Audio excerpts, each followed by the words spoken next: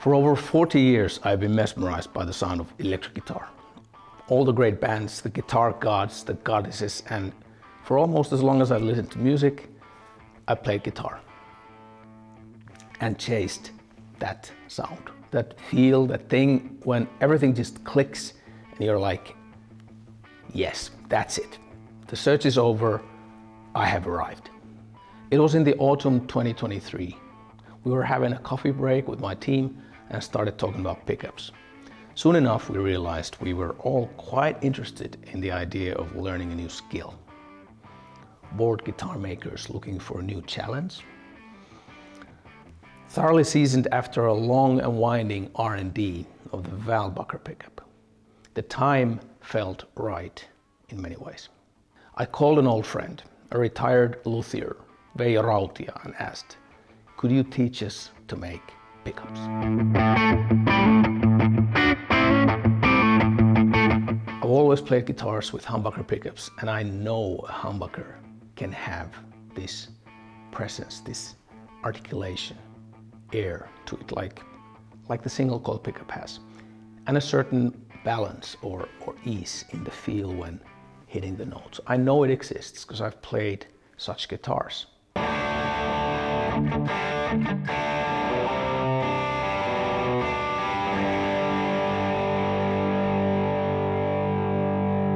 But it's rare.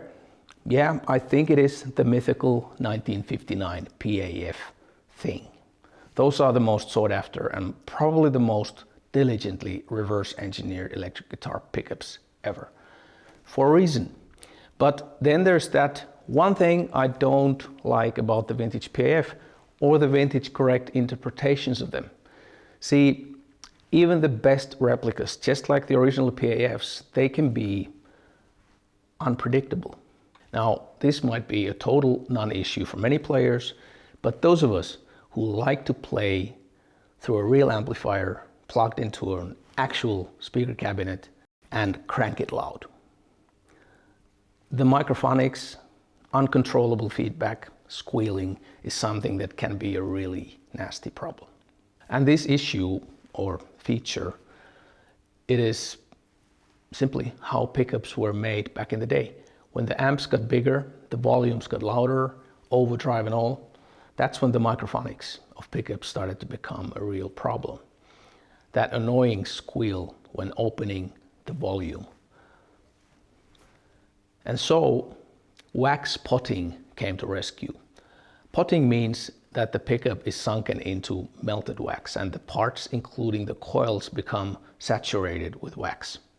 There is conflicting data when and who exactly started doing that first, but it doesn't matter. Hot wax potting became the industry standard pretty quick. And it works too. Potting the pickup does kill the squeal effectively, but it also has a minor effect to the sound. Not a whole lot, but when you know how lively a humbucker can sound,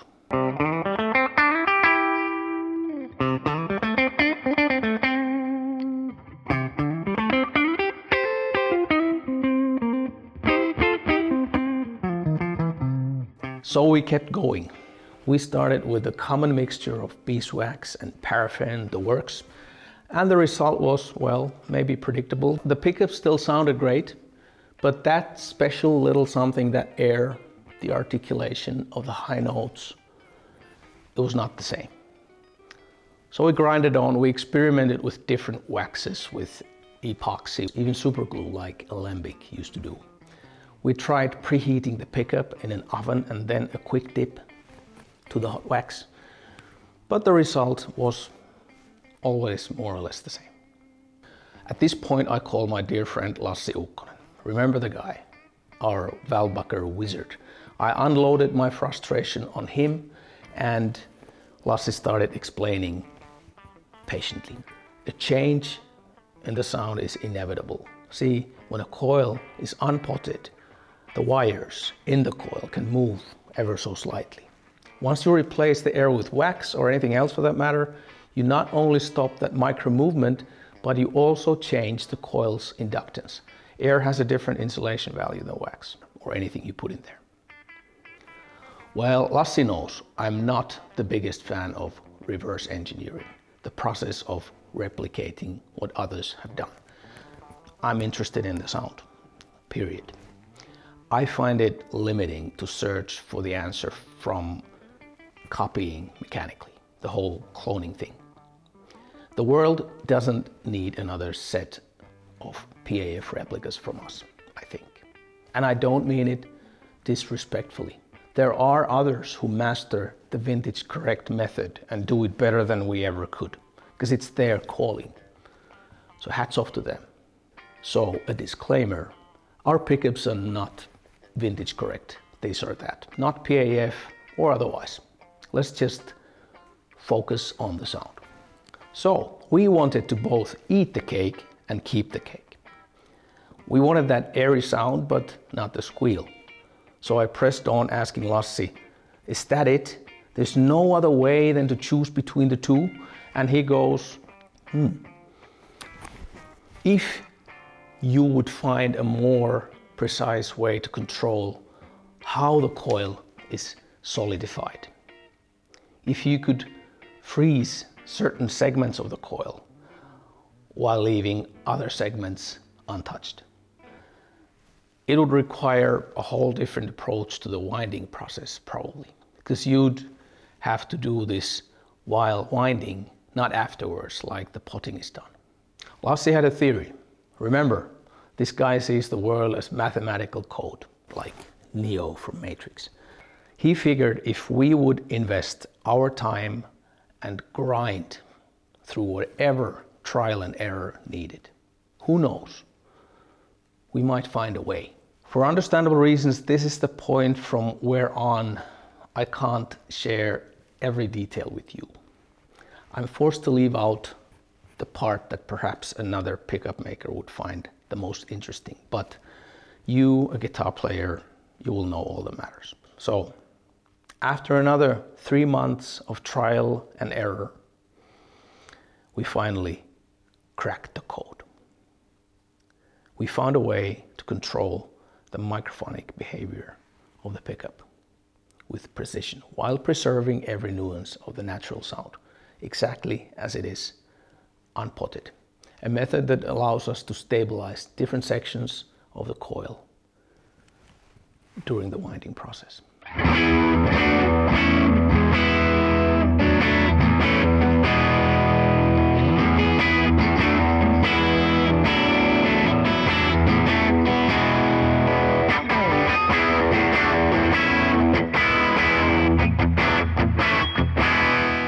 We call it Flux Coil Stabilization. Flux Coil Stabilization. I know, sounds like something out of Star Trek, but it's not science fiction. It's real, and it refers to our method of controlling the unseen magnetic and electrical forces that shape the sound of your guitar. I would have more to tell about the other aspects of how our pickups are made. There will be other videos. The Flux coils, however, this is in the end the one tangible, concrete, differentiating factor between our pickups and other pickups. And with the first set of humbuckers we have now ready, I'm relieved to say that I have found that sound that has been haunting me, that I've been searching for so long. And when I say I have found, I do not mean that I alone have found the sound.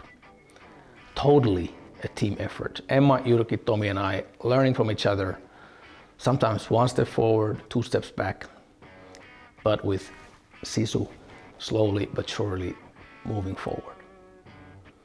Thank you also to Veija Rautia, our first pickup making teacher, for helping us get started. So let me ask, what is your sound? The tone you hear in your head. Whatever it is, I wish you an inspiring journey in finding your dream tone.